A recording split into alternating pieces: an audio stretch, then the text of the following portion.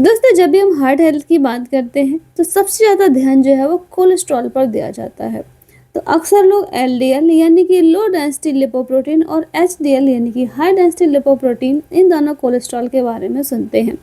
लेकिन एक और टेस्ट है जो हार्ट की बीमारी का सबसे ज़्यादा सटीक अंदाज़ा देता है, और वह है नॉन एचडीएल कोलेस्ट्रॉल टेस्ट।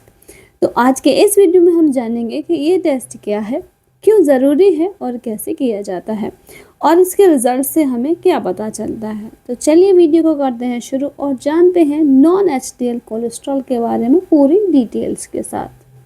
तो चलिए सबसे पहले हम समझते हैं कि आखिर नॉन एचडीएल कोलेस्ट्रॉल होता क्या है। तो एचडीएल कोलेस्ट्रॉल को गुड कोलेस्ट्रॉल कहा जाता है क्योंकि हमारे खून से जो खराब फैट होता है उसको हटाने में मदद करता है।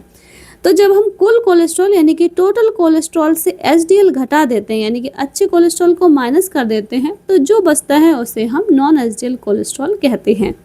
इस रिपोर्ट्स के माध्यम से समझते हैं तो इसमें जो टोटल कोलेस्ट्रॉल की वैल्यू दी हुई है वो 187 है, और जो एचडीएल यानी कि अच्छा कोलेस्ट्रॉल है वो है 42.10।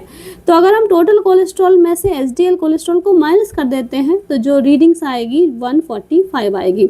तो आप नॉन एचडीएल कोलेस्ट्रॉल में देख सकते हैं 145 रीडिंग दी हुई है। नॉन एचडीएल कोलेस्ट्रॉल को राउंड फिगर में लिखा हुआ है, मतलब वैसे तो 144.9 रीडिंग आएगी, लेकिन उसको 145 यानी कि राउंड फिगर में उसको लिख दिया गया है। तो ये जो नॉन एचडीएल कोलेस्ट्रॉल होता है ये हमारे शरीर के जो भी बैड कोलेस्ट्रॉल्स होते हैं उनसे मिलकर बना होता है। जैसे कि एलडीएल है, ये भी बैड कोलेस्ट्रॉल है, वीएलडीएल है, ये भी बैड कोलेस्ट्रॉल है, आईडीएल वगैरह है, ये भी हमारे शरीर के लिए बैड कोलेस्ट्रॉल होते हैं। तो इनकी जो भी वैल्यू आती है उनको प्लस करके ही हमारा नॉन एचडीएल कोलेस्ट्रॉल बना होता है। तो एक प्रकार से देखा जाए नॉन एचडीएल कोलेस्ट्रॉल हमारे शरीर के लिए बैड कोलेस्ट्रॉल होता है। दोस्तों, ये सारे बैड फैट पार्टिकल्स मिलकर जो हमारी ब्लड वेसल्स होती हैं उनमें प्लाक बना लेते हैं, जिससे हार्ट अटैक और स्ट्रोक आने का खतरा या फिर एथेरोस्क्लेरोसिस का जो खतरा होता है वो बढ़ जाता है। तो दोस्तों, बात आती है कि नॉन एचडीएल कोलेस्ट्रॉल आखिर क्यों ज़रूरी होता है करवाना। तो जो एलडीएल होता है यानी कि लो डेंसिटी लिपोप्रोटीन जो कि बैड कोलेस्ट्रॉल है, उसको अकेले टेस्ट करवाने से पूरे रिस्क का पता नहीं चलता। और भी हमारे शरीर में बैड कोलेस्ट्रॉल होते हैं तो उनको चेक करना भी ज़रूरी होता है। तो नॉन एचडीएल जो कोलेस्ट्रॉल होता है उससे टोटल एथेरोजेनिक कोलेस्ट्रॉल यानी कि जो ब्लड वेसल्स को टोटली बंद करने वाले जो कोलेस्ट्रॉल होते हैं उनका सटीक आंकड़ा देता है, उनकी सटीक रेंज बताता है, जिससे हमें पता चल जाता है। ये खासकर जो डायबिटीज़, ओबेसिटी या फिर मेटाबॉलिक सिंड्रोम वाले मरीज होते हैं उनमें ज़्यादा रिलायबल माना जाता है। रिसर्चर्स बताती हैं कि नॉन एचडीएल कोलेस्ट्रॉल का हाई होना हमारे ब्लड में एलडीएल से भी ज़्यादा खतरनाक होता है। चलिए अब समझते हैं कि यह टेस्ट कैसे किया जाता है। तो यह टेस्ट एक तरीके का ब्लड टेस्ट है जिसमें आपकी बांह से खून लिया जाता है। आमतौर पर इसे लिपिड प्रोफाइल टेस्ट के साथ किया जाता है। इसमें आपको 9 से 12 घंटे तक खाली पेट रहना होता है। लैब में आपका टोटल कोलेस्ट्रॉल और एचडीएल निकाला जाता है, फिर टोटल कोलेस्ट्रॉल में से एचडीएल की वैल्यू को माइनस कर दिया जाता है और हमें नॉन एचडीएल की वैल्यू मिल जाती है। तो चलिए आप जानते हैं कि इसकी नॉर्मल रेंज क्या होती है। अमेरिकन हार्ट एसोसिएशन के अनुसार इसकी जो ऑप्टिमल रेंज होती है वो 130 mg/dl से भी कम होती है। और ऐसे लोग जिनमें डायबिटीज़ है उनमें इसकी जो रेंज है वो 100 से कम रखी गई है। और ऐसे लोग जिन्हें स्ट्रोक आने के चांसेस हैं या फिर ASCVD यानी कि एक ऐसी स्थिति जिनमें ब्लड वेसल्स में बहुत ज़्यादा प्लाक जमा है, बहुत ज़्यादा फैट कोलेस्ट्रॉल जमा है, तो ऐसे लोगों में जो टारगेटेड वैल्यू रखी गई है वो 85 mg/dl से कम रखी गई है।